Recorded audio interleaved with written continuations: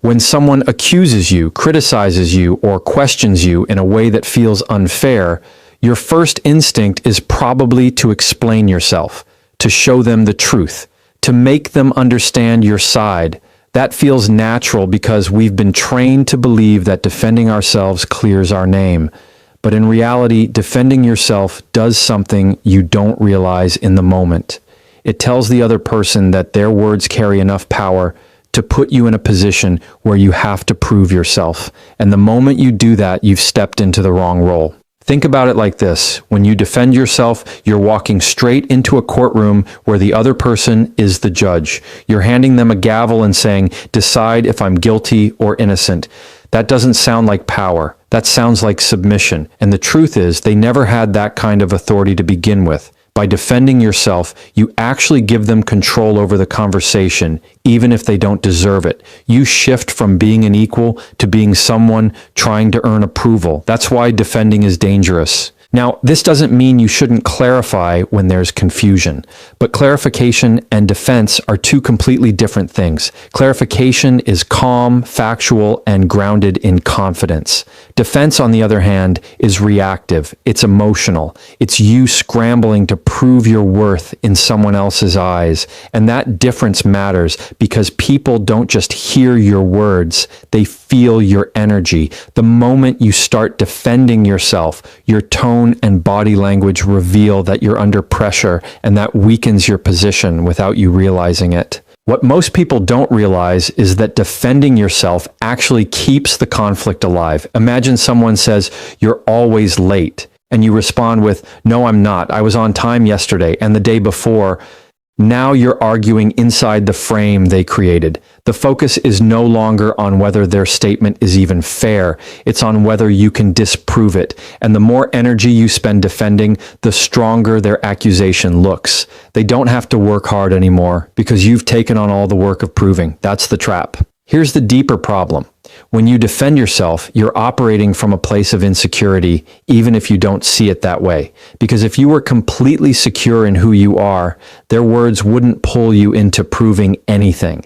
Think about the strongest leaders, the most confident people you know. They don't rush to defend themselves against every comment or criticism. They stand steady. They let words bounce off them. That doesn't mean they don't care. It means they know that defending themselves is not the same thing as standing in their truth. Defending is also short-term relief, but long-term damage. In the moment, it feels good to throw back explanations or arguments because you think it sets the record straight.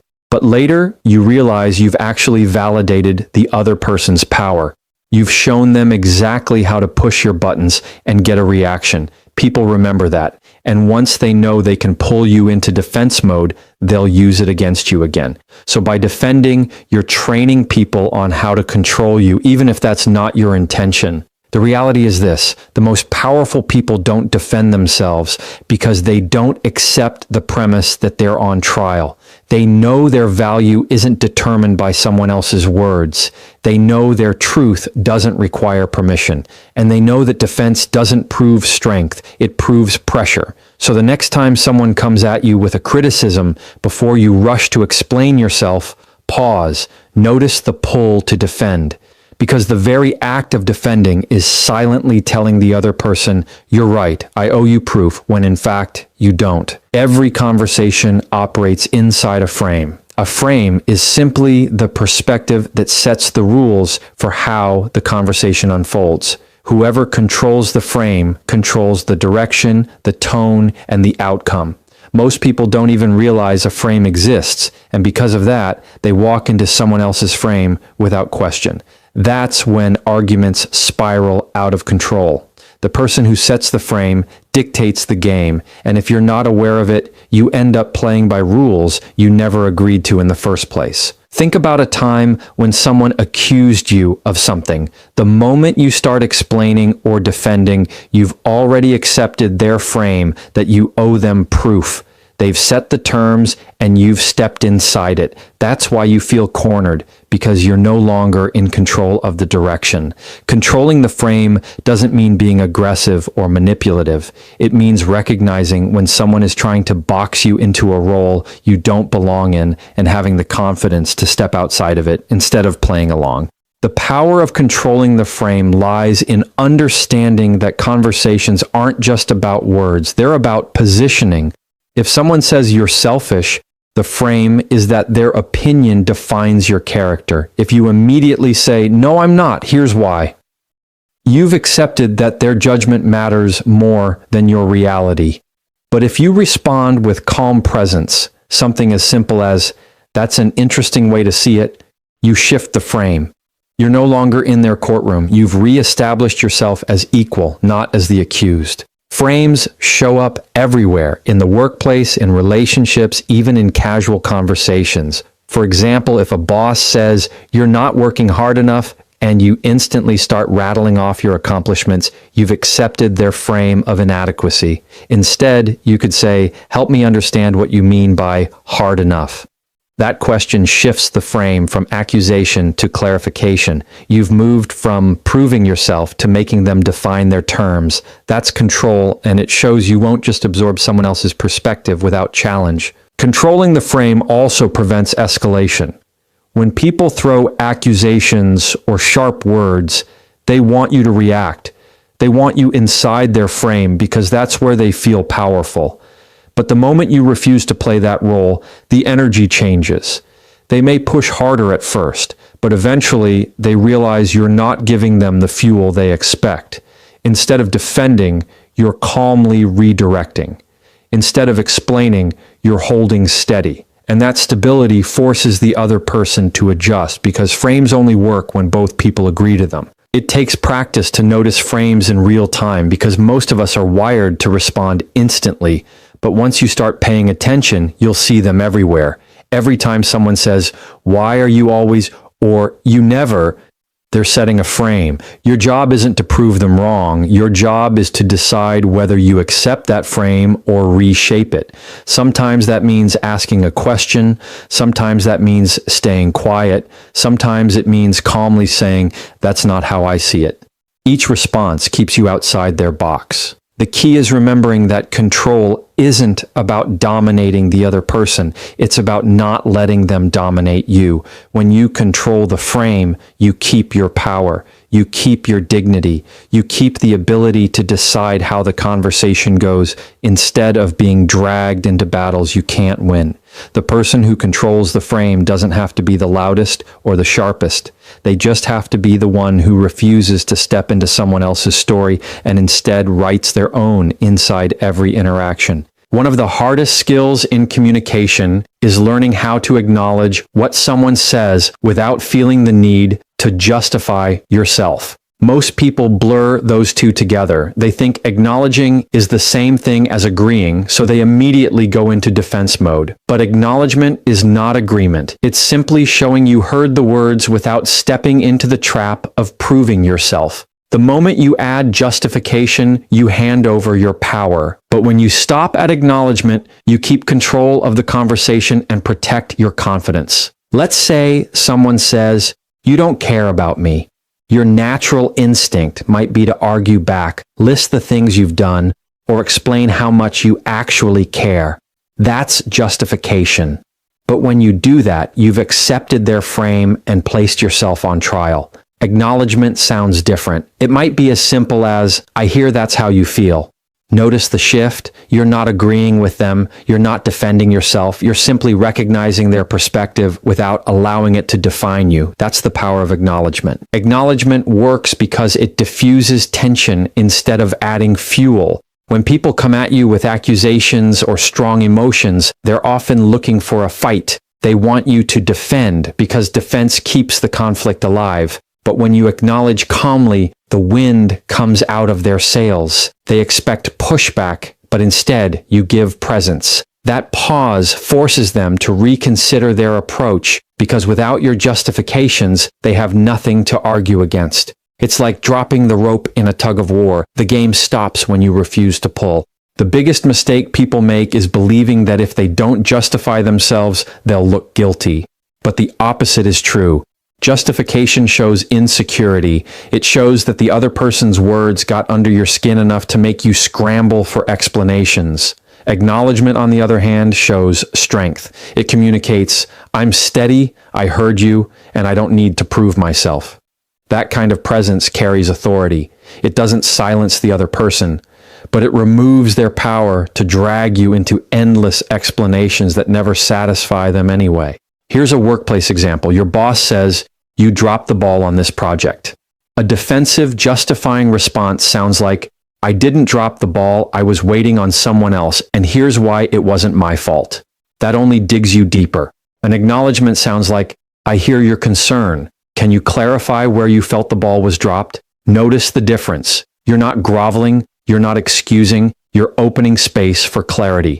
You move the focus away from defense and toward understanding, which keeps the frame balanced instead of tilted against you. In personal relationships, this tool is just as powerful. When a partner or family member throws an emotional accusation, you don't win by explaining yourself into exhaustion. You win by listening without defensiveness. A simple acknowledgement, I get that you're upset, or I see that this matters to you, goes farther than a 10-minute explanation. People don't always want proof. They want to feel heard. And when you separate acknowledgement from justification, you give them that without sacrificing your dignity in the process. That's how respect is built.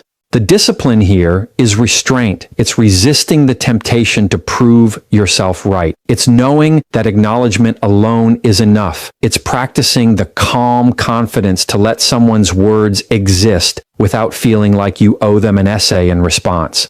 Over time, this becomes second nature, and you'll notice people respond differently to you. The ones who used to bait you into defense won't get the same satisfaction. The ones who actually value communication will lean in, because acknowledgement without justification creates space for real conversation instead of endless battles. When someone challenges you, the default reaction is to answer. They make an accusation, you respond. They throw a question with a sharp edge, you explain. But here's the problem. Every time you answer, you step into their frame. You're now playing defense instead of holding steady. A stronger move is to replace answers with questions. Asking instead of answering changes the balance of power. It takes the pressure off you to prove yourself and places the responsibility back where it belongs, on the other person to explain their words, their assumptions, and their reasoning. Imagine someone says, "Why are you always so difficult?" The typical reaction might be to defend yourself with reasons, "I'm not difficult, you just don't understand me. I was only trying to..." That's answering, and answering traps you. A better response is to calmly ask, "What makes you say that?" That simple question shifts the focus. Instead of you scrambling to prove you're not difficult, they now have to unpack their own accusation. The conversation changes from you proving your innocence to them clarifying their position, which is where the accountability belongs. Questions have a unique power because they slow down the pace of conflict. When someone is trying to provoke, they want speed. They want a quick defensive reaction. They want to see you flustered. But a calm question interrupts that rhythm. It forces the other person to pause and think. It turns the spotlight back onto them. And in that pause, you regain control. That's why asking is not a weak move. It's one of the strongest moves you can make in communication. It shows composure, and composure always carries authority. Another example, let's say someone tells you you're not committed to this team. The knee-jerk answer is to list everything you've done, all the late nights, all the effort, but that's answering, and answering is defending. Instead, try asking, what makes you feel that way? Or, what does commitment look like to you? Those questions don't just protect your position, they open space for clarity. Many times you'll find the accusation is vague or rooted in emotion, and when asked to explain, the other person realizes their words don't carry as much weight as they thought. The beauty of asking is that it's disarming without being aggressive. You're not fighting back, you're not shutting down, you're simply redirecting the energy. It's like holding up a mirror instead of a shield. And people can't argue with a mirror. They have to face themselves. The more you practice this, the more natural it becomes. It's not about dodging responsibility. It's about refusing to carry a burden that doesn't belong to you. By asking instead of answering, you make the conversation about understanding instead of about proving. In personal situations, this approach also creates space for empathy. For example, if a partner says, "You never listen to me," instead of answering with, "That's not true, I always listen," ask, "Can you tell me a time you felt unheard?" That question doesn't just diffuse conflict. It digs into the root issue. Asking shows that you're open to dialogue, but without taking on unnecessary blame. It shifts the interaction from battle to exploration, and that change can transform tense conversations into meaningful ones without you losing your grounding. This tool works because questions signal confidence. Insecure people rush to answer. Grounded people take their time and redirect with curiosity. It's not about interrogation, it's about maintaining balance. The moment you start asking instead of answering, you change the rules of the conversation. You no longer look like someone desperate to prove a point. You look like someone who isn't shaken by what's being said. And that shift in energy speaks louder than any defense you could give, because it shows you're steady enough to lead the direction forward. In every heated interaction, there's a choice. You can react or you can stay grounded. Reacting feels natural because it's immediate. Someone criticizes you, you snap back. Someone questions you, you rush to defend. It feels like protecting yourself, but in reality, reacting means you've given them control over your emotions. Staying grounded, on the other hand, is refusing to let their words dictate